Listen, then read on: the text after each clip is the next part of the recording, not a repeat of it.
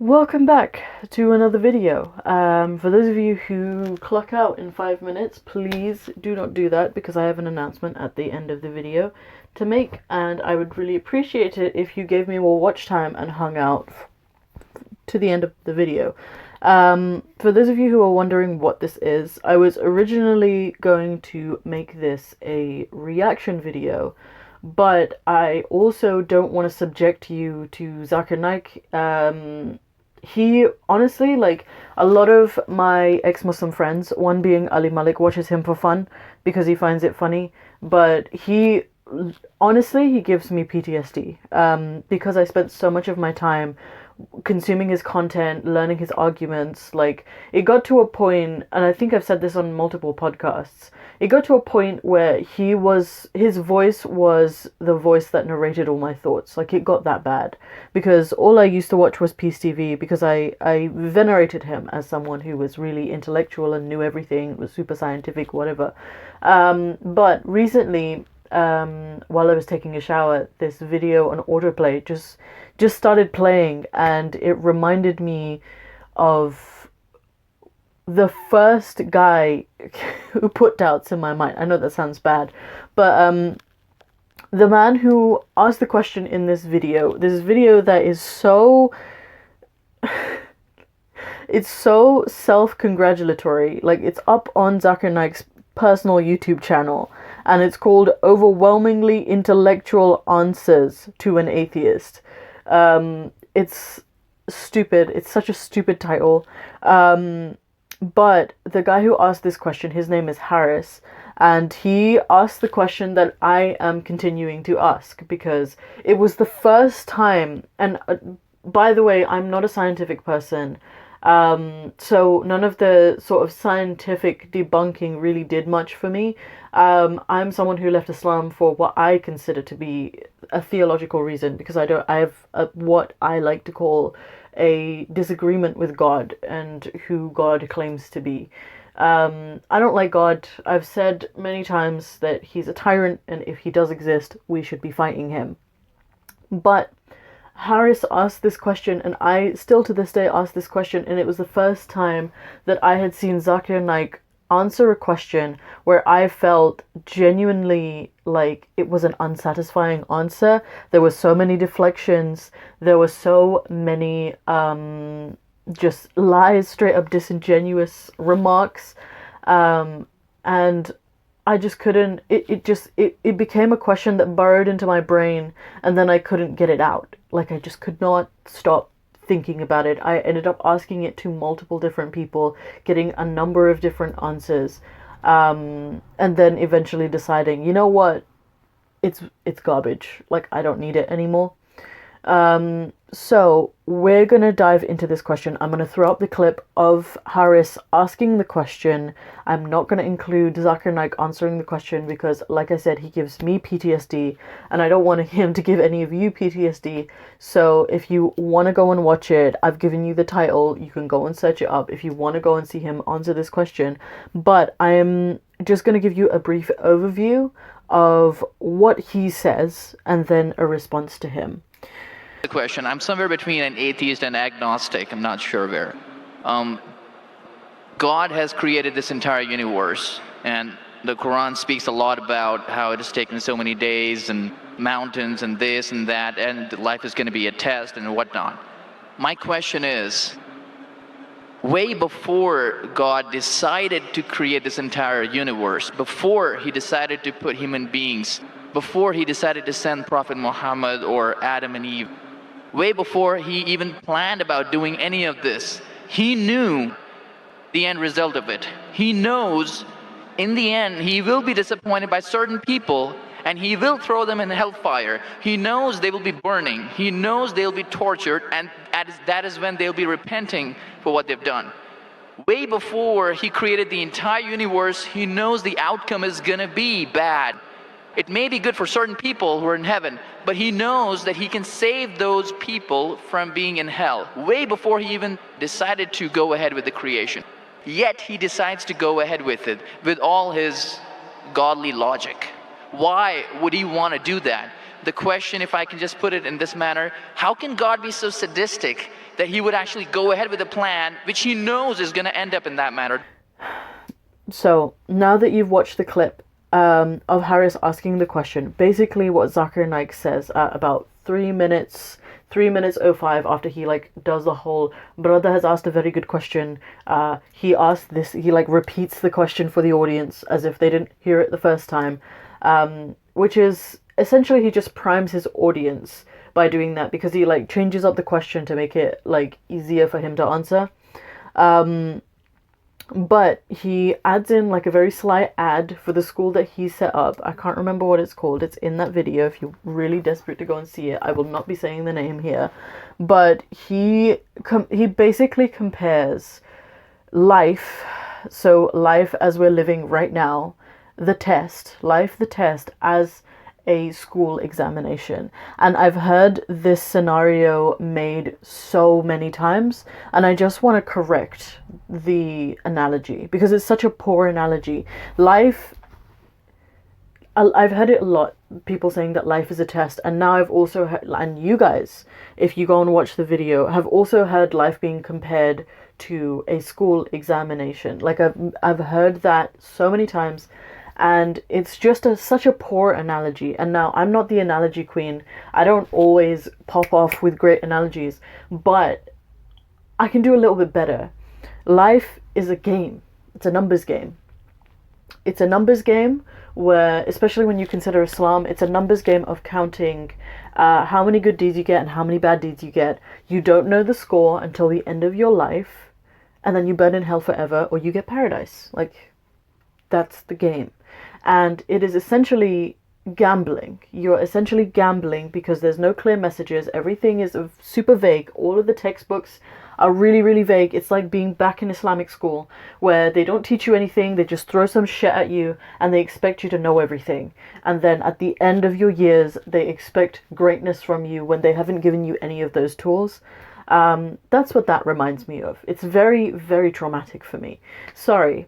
Going back to the conversation, life is a game, and it's a rigged game. It's a gambling house. The house holds all the cards. You're always going to lose game. Only a select few are going to get into la happy place, and the majority of people are going to burn in hell because the game is rigged. The odds are stacked against them. Anyone who plays the game, and everyone is forced to, most of them are going to fail. Even most Muslims are going to fail, because Islam has 73 sects and only one sect is saved. So 1 out of 72 is what's being saved.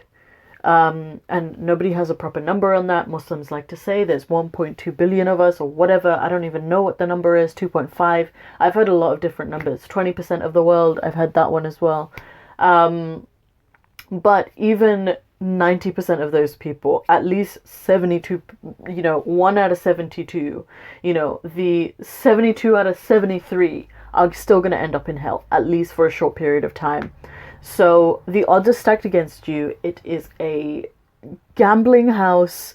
Just gamble. It is a gamble. That is what life is. Comparing it to an exam is completely inappropriate, and I'm going to explain why. So the first thing he says is that if you are in an exam, if there's a teacher, and I've worked in the education system for a while, so give me a second. If there's a teacher and then there are students, and one of the teachers sees that one of her students is writing the wrong answer to a question, can the teacher then go up to the student and ask them to correct the answer? And the obvious answer to that question is no. But imagine now that, okay, let me go through all the things. I feel like I'm confusing you. So that's the first scenario he makes, is that if you have a teacher and the teacher can't correct you while you're taking the exam, so God can't help you while you're going through life. That's point number one. The second thing is that it's not God's fault. God gave us free will, so our choice to be bad is our fault. That's that's argument number two. Argument number three is that there are no second chances because no one is going to deny the justice of Allah as stated by Allah himself in the Quran. Argument number four is that we chose to be human beings. So we were fools to choose to be human beings because we had a choice to be human beings.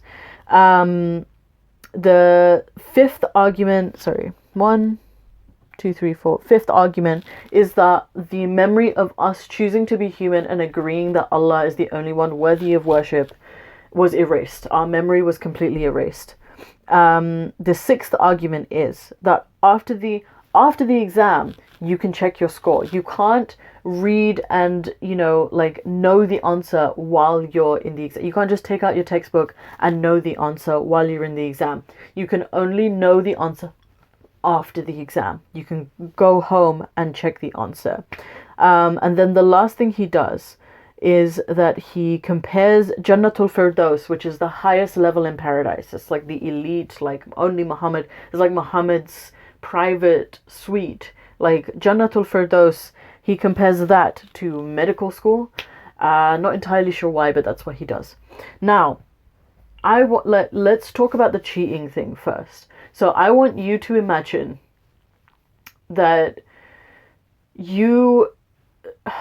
it's such a poor analogy, and I don't even know how to even start comparing the two, because it's such a poor analogy.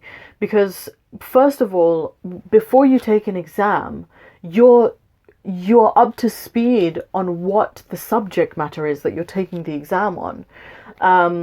So for starters, for example, you'd have like a year of learning shit. No one taught us how to be human beings. We were just born into this world kicking and screaming.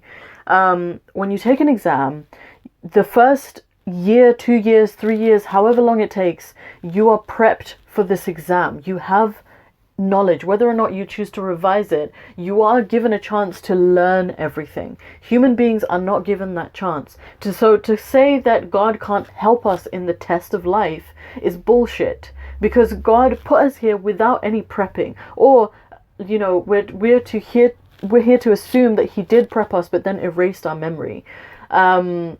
So it's a ridiculous analogy to make. Second of all, as far as I'm aware, when we do tests in schools, all the tests are standardized.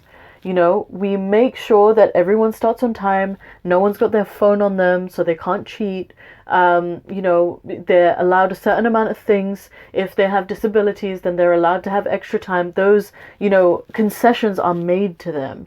Such a thing does not exist in life. People are born poor, people are born rich.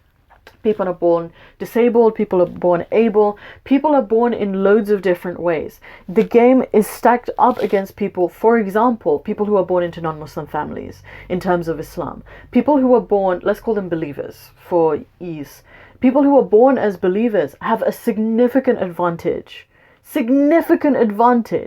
over those who are not born believers.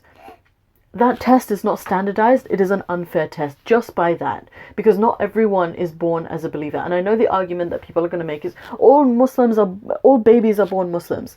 It doesn't matter, because the families that you were born in, like, significantly influence you. Most of our psychology is based upon what we experience as a child. Most of the time, things we can't even remember is what our psychology is mostly made up of. Like, it's so stacked against you. The standardization of this test doesn't fucking exist. And then to say that free will is not a fault of Allah. Free will, I'll give you a very simple example. Being gay. Okay, being gay is no one's choice. Don't care what argument you fucking have, being gay is not a choice. That is something that is so heavily stacked against you. There are easy tests, okay? Avoiding alcohol, pretty simple in my opinion. Did it for 21 years, 22 years actually. I could go back to not drinking alcohol again. It's going to be tough, but I can do it. Not being gay, suppressing an urge to do what you are naturally inclined to do. That is such an unfair test to have. It is such an unfair test. It's as though being given taste buds and then told never to eat. You're never allowed to eat. Never ever. You're given a heightened sense of taste, but you can't eat. That is what that's like.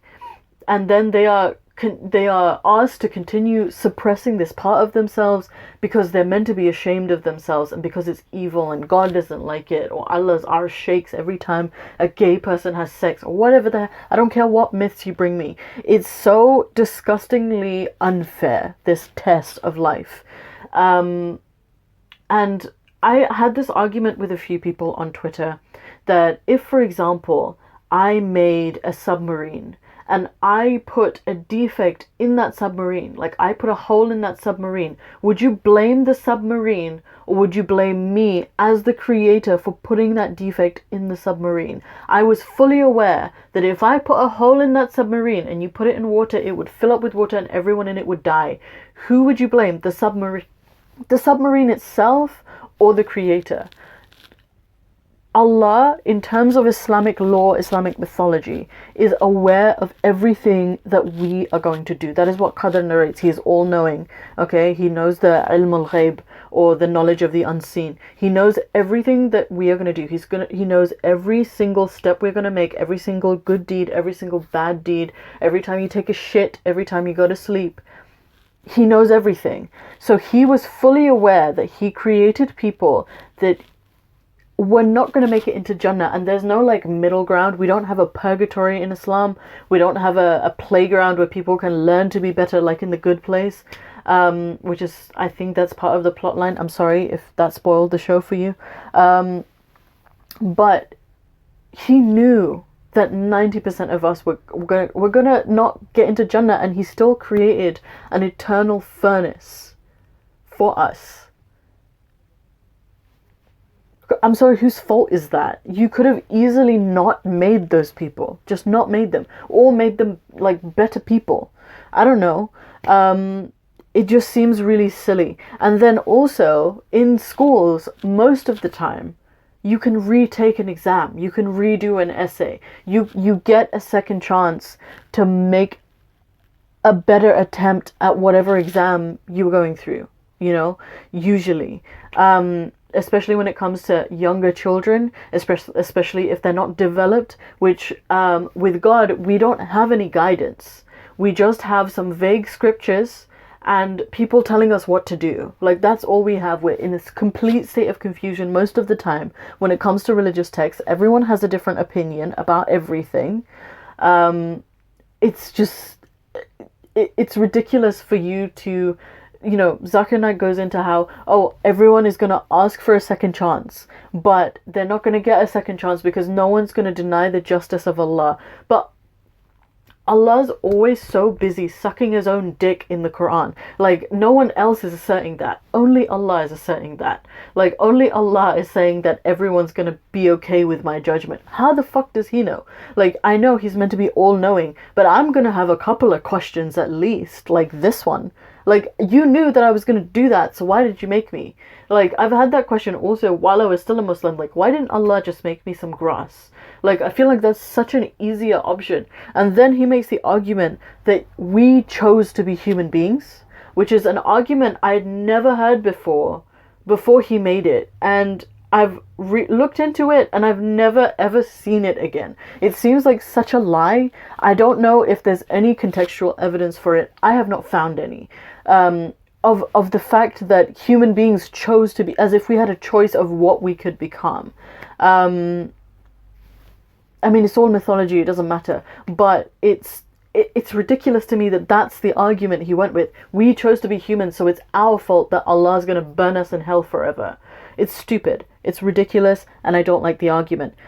The memory erasure, like, we declared that there's only one God and we chose to be humans, but Allah erased our memory. What is the point of the test then?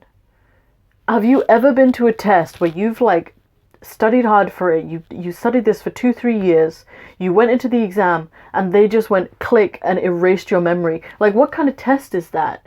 What kind of test, what kind of teacher, what kind of schooling system encourages their students not to revise before they sit an exam? Every single schooling system will ask you to revise for your exam. So I don't understand that argument of, and he says, like, what's the point of the test if you know already? That's the point of the test. Because you went ahead, you studied the thing, and then you took the test. There's no point in taking the test if you don't know what you're writing the test for. There is no point to that. And then he humorously says that after the exam you can go and check, so implying that after you die you can check the score. It's literally a gamble. It's literally a gamble. Like, you just hope that the God that you choose is the right one, and then you check at the end of your life, and then you're either doomed forever or you get into paradise. And as we have already established, it's a pretty exclusive club for pedophiles who worship Allah and no one else. I'm sorry, that's what it looks like. And then he makes the dumb argument of comparing Jannatul Firdaus, which is the highest elitist level of paradise, to medical school. And he said something like only like 5% of students get into medical school. God, I don't know if that's true, but it's a non, like, this analogy is so stupid. And then there was something else that I wanted to add. And I've made this argument many times, and I've been called arrogant for making this argument many, many times.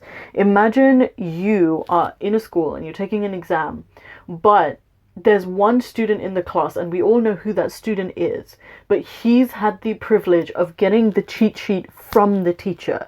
Like, from the teacher, he's given him all the instructions, the answers to every single question. He's specifically gone up to him and told him everything that he needs to know for filling out this test, but everybody else has had their memory erased, like in Men in Black. Like, they've just had their memory erased. But we all know that this motherfucker, this favoritist, elitist bullshit motherfucker, has the cheat sheet. Like, the teacher has just gone ahead, given him all the answers, but we don't even know if the teacher exists. Like, we're just told that there's a teacher.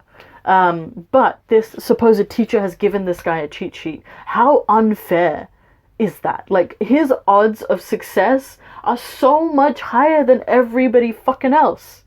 Everybody else has a shit chance compared to him because he's had direct communication with the teacher. And for those of you whose this analogy is just falling apart because it's such a dumb analogy, I'm talking about prophets and messengers. Like, these people have had direct communication, or claim to anyway, with God, with Allah. And we're just supposed to sit here and be like, okay, we're going to take your word for it. We're going to take your word for it. Like, we're just going to do, like, why can't Allah just tell all of us? Like, and this is what I mean, like, we humans have figured out, you know, maybe not perfectly, but a better way of standardizing tests. But Allah just has this really wishy-washy way of creating a test. Like, this isn't a test. This is a gamble. And the odds are so not in our favor. These messengers and prophets, Muhammad, for example, he was given a message directly by an angel. Right? Supposedly, allegedly, none of it's true. This is all mythology. But he's given a message directly, and people are always like, oh, so you want to be a messenger? Like, you want a direct word from God? Yeah, if he's real, why isn't he talking to me? Like, I have to talk to him at least 5 times a day, according to Islam. But he can't return my calls once? Like, I'm sorry. I'm sorry that I feel like it's unfair and you think I'm arrogant for thinking that God should talk to me.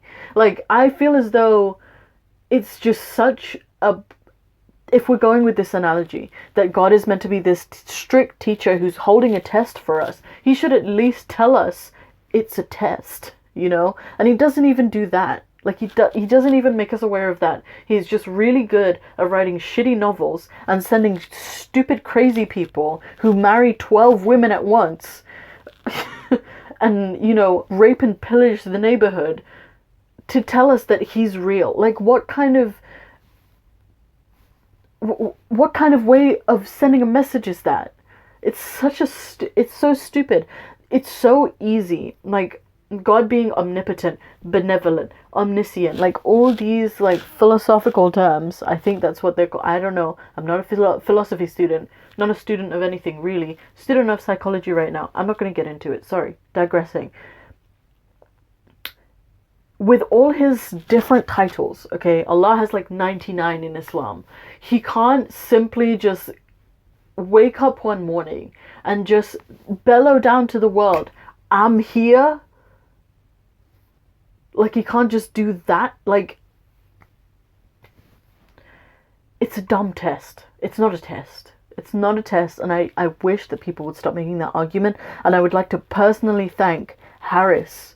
Okay, the Harris that asked this question, I would like to personally thank him for putting that doubt in my mind, because otherwise I did not have any doubts. I was too afraid to have doubts, but he put that doubt in my mind, and it was my route out. And I've heard it many, many times being said that the emotional argument is a weak argument. I detest that completely. I resent that completely, because emotions are something that we all share. Human beings can resonate with each other because we all feel emotions, except for the psychopaths among us, which are like, from what I've heard, 1 in 25. I don't even know how accurate that statistic is. Most of us can resonate with feelings, and most of us know what's fair and unfair, merciful and not merciful, cruel and kind. Like, we understand things like that. Talking from emotion is what got me out of Islam, and I want to keep propagating that. I would like to personally thank Harris. I don't know if he watches my videos. I don't even know if, he's still around. I hope he is, because I would like to thank him. Like, thank you for putting that doubt in my mind. Thank you for exposing Zakir Naik as a charlatan and a moron, because he is. Like, as soon as you see the trick, you just can't stop unseeing it. I can't stop unseeing it in all of his videos now, which is why I don't watch them, because they just make me angry. But thank you for putting that doubt in my mind, because it was the first step in getting me out of Islam. And I couldn't be happier for that decision. I mean, obviously it's been difficult, but I couldn't be happier from opening my mind and freeing everything and opening my heart to everybody and just being like, you know what? Life is just life. It's a ride. It's gonna end. Enjoy your time while you can. But thank you. That is the end of the video. I would like to announce that some merch has dropped, and I've made a little graphic at the end of this video for you guys to check out. All the links are in the description. And I hope you like the merch. I don't set the prices. Redbubble sets the prices, unfortunately, but they do have a couple of deals going on right now. They have Cyber Monday going on, and they have their Christmas discounts that will come up soon. If you liked this video, please do consider subscribing, liking, sharing, commenting below. If you didn't like this video, please tell me why. Feel free to dislike. I welcome all kinds of comments on my channel. The good, the bad, the ugly. Like, if you want to take your frustrations out on me, feel more than welcome. This is a public platform for anyone to say whatever they want. In my live streams, you are welcome. In my comment section, you are welcome. Anything, I frequently check my spam, so if you end up there, you will eventually become public. Feel free to say whatever you want in my comment section. You are welcome. Thank you for watching this video. I genuinely hope that